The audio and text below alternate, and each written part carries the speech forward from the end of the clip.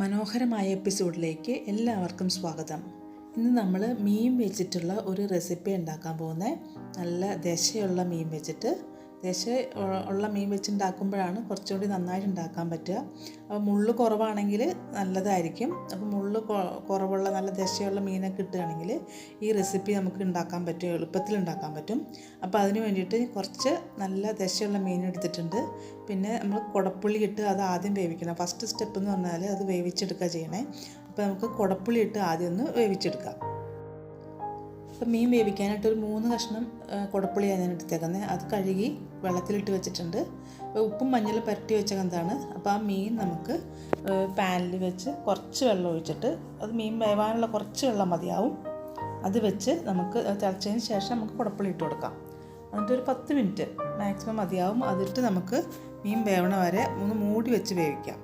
അപ്പോൾ വെള്ളം വറ്റിയിട്ടുണ്ട്. ഈ വെള്ളം വറ്റണ നോക്കി നിന്നിട്ട് നമ്മൾ എടുക്കുക, അടി പിടിക്കാണ്ട്. ഇത് ചൂടാറിയ ശേഷം നമുക്ക് ഇതിൻ്റെ മുള്ള് കളഞ്ഞ് എടുക്കുക വേണ്ടത്. അപ്പോൾ നമുക്ക് ചൂടാറണ വരെ വെയിറ്റ് ചെയ്യാം. ഇതിന് മുമ്പ് ഞാനൊരു വേറെ ഒരു റെസിപ്പി ഉണ്ടാക്കിയിട്ടുണ്ടായിരുന്നു, നമ്മുടെ മീൻ പൊടി എന്ന് പറഞ്ഞിട്ട്. അത് ഉണക്കമീൻ നമ്മൾ സാധാരണ ചതച്ചെടുക്കില്ലേ, അത് മിക്സിയിൽ പൊടിച്ചെടുക്കുക ചെയ്തത്. ഇതിപ്പോൾ നമ്മൾ മിക്സിയിൽ പൊടിക്കുന്നില്ല. ഇതിൻ്റെ മുള്ള് മാറ്റി, ഇത് എളുപ്പമാണ് ചെയ്യാനായിട്ട്. നമുക്ക് മുള്ള് ഇങ്ങനെ പെട്ടെന്ന് എടുത്ത് മാറ്റാം. അധികം മുള്ളില്ലെങ്കിൽ വളരെ എളുപ്പമാണ്. പിന്നെ അതിൻ്റെ സ്കിന്നുകൂടി കളയണമെങ്കിൽ ഏറ്റവും നല്ലതായിരിക്കും. സ്കിന്നും കൂടി മാറ്റിയിട്ട് തൊലി ഇങ്ങനെ വെന്ത് കഴിയുമ്പോൾ പെട്ടെന്ന് എളുപ്പം മാറ്റാൻ പറ്റും നമുക്ക് അതിൻ്റെ സ്കിന്ന്.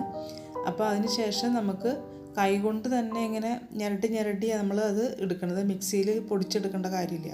അപ്പോൾ മൊത്തം നമ്മൾ ഈ മീൻ മൊത്തം ഇതുപോലെ മുള്ളെല്ലാം മാറ്റിയിട്ട് സ്കിന്നും മാറ്റിയതിന് ശേഷം കൈ കൊണ്ട് ഇങ്ങനെ ഞരടി അതിങ്ങനെ പൊടിച്ചെടുക്കുകയാണ് ചെയ്യണത്. കൂടുതൽ പൊടിഞ്ഞു പോയാൽ അതിൻ്റെ അത്രയും ടേസ്റ്റ് കിട്ടില്ല നമുക്ക്.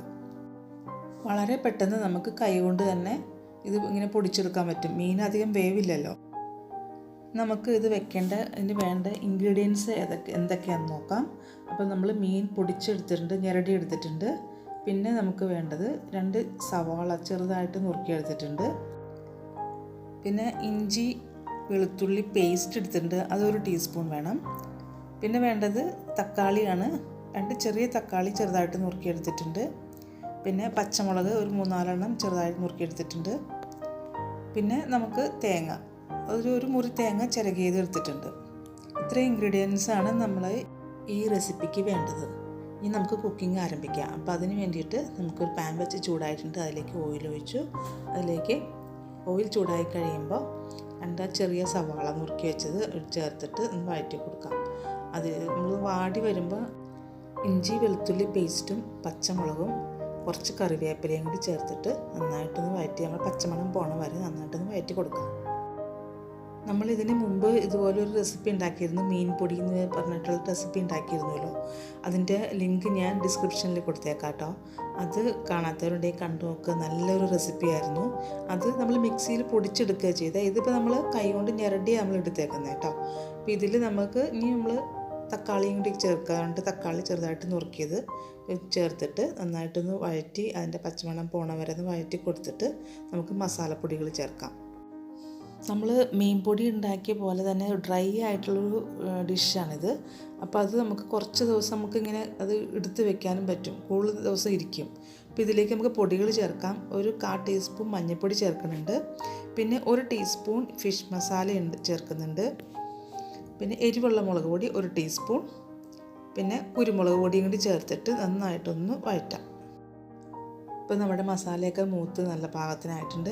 അപ്പോൾ ഇതിലേക്ക് നമ്മൾ ഞെരടി എടുത്ത് വെച്ചേക്കുന്ന നമ്മുടെ മീനും കൂടി ചേർത്തിട്ട് നന്നായിട്ടൊന്ന് മിക്സ് ചെയ്യാം. നമ്മുടെ മസാലയും മീനും കൂടി നന്നായിട്ടൊന്ന് മിക്സ് ചെയ്യാം.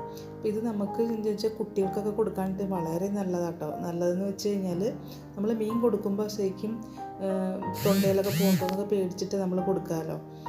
ഇത് അതിന് മുള്ളൊക്കെ കളഞ്ഞ് അത്രയും സൂക്ഷിച്ച് നമ്മൾ തന്നെ കൊടുക്കേണ്ടി വരും. ഇതിപ്പോൾ കുട്ടികൾക്ക് ധൈര്യമായിട്ട് കൊടുക്കാം. കാരണം മുള്ളെല്ലാം മാറ്റി നല്ല ക്ലീൻ ചെയ്ത് എടുക്കുന്നത് കൊണ്ട് തന്നെ കുട്ടികൾക്ക് വളരെ ഇഷ്ടമാവും. സാധാരണ നമ്മൾ എപ്പോഴും മീൻ കറി വയ്ക്കുക, വറുക്കുക, അങ്ങനത്തെ അല്ലേ ചെയ്യുന്നുള്ളൂ മീൻ വെച്ച് സാധാരണ.